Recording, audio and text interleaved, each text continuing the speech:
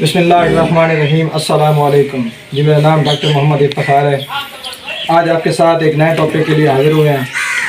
आज का हमारा टॉपिक है डी हार्डनिंग। देखें जी, डी हार्डनिंग क्या होती है। डी हार्डनिंग से मुराद होता है छोटे हमारे बछड़े होते हैं, इनके सींग बनाए जाते हैं।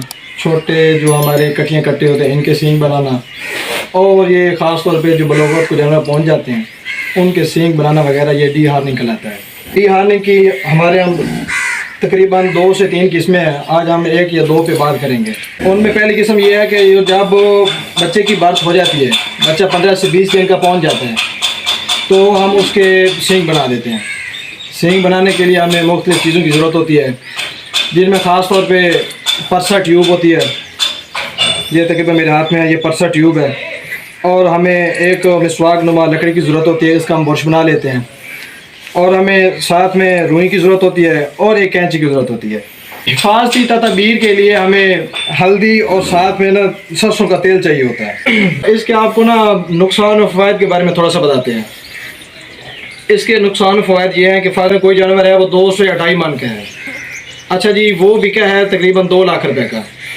और एक उसी तरह का जानवर होता है जो बिक रहा होता है 3 लाख रुपए का। अब ये जो 50,000 रुपये का डिफरेंस आ रहा है, ये क्यों आ रहा है? हालांकि वज़न भी वही है, कलर भी वही है, चीज़ भी वही है, 50,000 का डिफरेंस क्यों आ रहा है? जी वो इसलिए आ रहा है कि ये जो सींग होते हैं ये खूबसूरती में ना कमी करते हैं। जब वो एक जानवर के जिसके सींग थे वो 2.5 का बिका है, अब जिसके सींग नहीं है वो 3 का बिका है। तो ये वाज़ेह फ़र्क है इसकी। एक तो पहले नंबर पे जो सेल है उसमें फ़र्क है। दूसरा, इसका ये जानवर के सींग होते हैं वो जैसे कि हमारे क्रॉस जानवर हैं, उनके हम बाजू का डियाने नहीं कराते। हमारा कैमरामैन हमारे साथ है, आपको दिखाएगा। ये ज़रा तस्वीर इधर करें गाय की तरफ। ये देखें जी, ये सींग है वापस। अच्छा जी, ये देखें, अब जैसे ये सींग हमने आपको कैमरे में दिखाए हैं, तो ऐसे सींग अक्सर औकात नुकसान का सबब बनते हैं। नुकसान कैसे करते हैं? जब जानवर आपस में लड़ते हैं, जानवर को ये जानवर नुकसान पहुँचा देता है। अक्सर वो नुकसान ऐसा नुकसान होता है जिसकी तलाफ़ी अक्सर औकात नहीं होती। तो इसलिए ज़रूरी यही है कि आप छोटी उम्र में बच्चों के सींग बनवा लें। इससे एक तो इनकी खूबसूरती में इजाफा होता है, दूसरा ये इनकी कीमत में खातिर खा इजाफा हो जाता है। आइए हम अब इसके सींग बनाते हैं और आपको अगला प्रोसीजर समझाते हैं, ये सींग बनते कैसे हैं और बनाने कैसे चाहिए। ये इतना एक आसान काम है कि ये आप खुद ही कर सकते हैं, किसी डॉक्टर की आपको तकरीबन ज़रूरत नहीं पड़ेगी। सींग की लोकेशन देखना बड़ा ज़रूरी है। अक्सर औकात क्या करते हैं, डॉक्टर सींग बना के चले जाते हैं और सींग निकल आता है। इसकी क्या वजह है? इसकी वजह यह है कि डॉक्टर बाज़ औक़ात सींग की लोकेशन पता करने में नाकाम हो जाते हैं, जिसकी वजह से सींग निकल आते हैं। सबसे पहले तो हम सींग के इर्द गिर्द के जो बाल हैं वो काटेंगे, सफाई करेंगे। बिल्कुल ये जो हमारा सिक्का होता है ना, रुपए वाला बड़ा, जो अल्लामा इकबाल वाला किस दौर में था, उस रुपए जितना हम बालों को साफ़ करेंगे सींग के इर्द गिर्द।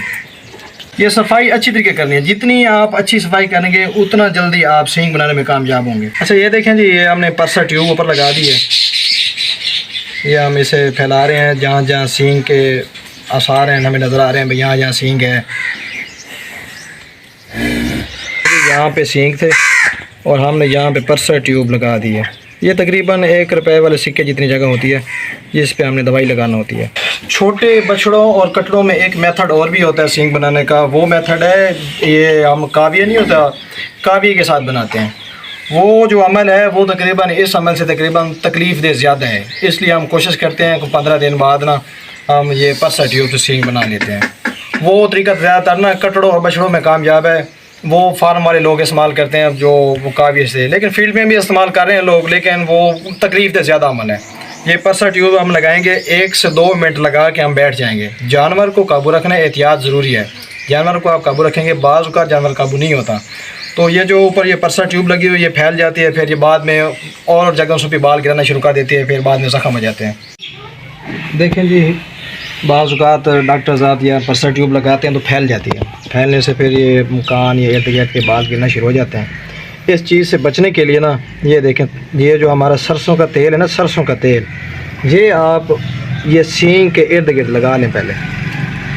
इससे क्या होगा, इससे ये होता है कि फ़र्ज़ करें अगर दवाई बाहर लग भी गई है तो दवाई असर नहीं करेगी अपना, और जानवर का जो सींग के अलावा बकिया हिस्सा है वो महफूज रहेगा। सरसों का ऑयल नहीं है तो आप जेल वगैरह भी लगा सकते हैं। देखें जी, ये 1 से 2 मिनट ट्यूब लगी रही है। उसके बाद हमारे पास ये लकड़ी का बुरश है जो आपको बताया था, ये हमारी ज़रूरत है, ये हम बुरश फेर रहे हैं। इसके अलावा लोग इसकी जगह कैंची वगैरह इस्तेमाल करते हैं, वो भी कर सकते हैं।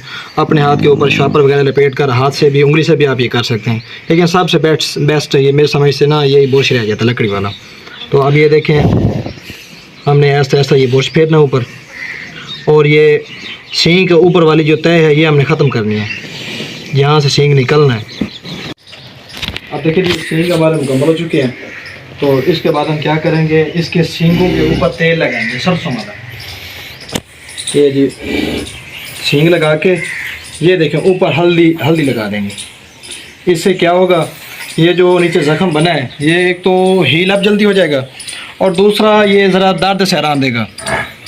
ये देखें तेल लगा दिए ऊपर, तेल के बाद ये हल्दी ऊपर,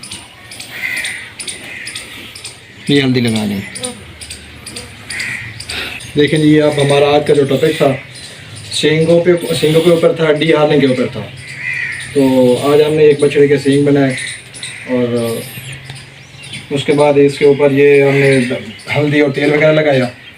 हमारे अगली वीडियो के लिए हम आपसे इजाज़त चाहेंगे, तब तक के लिए अल्लाह हाफ़िज़।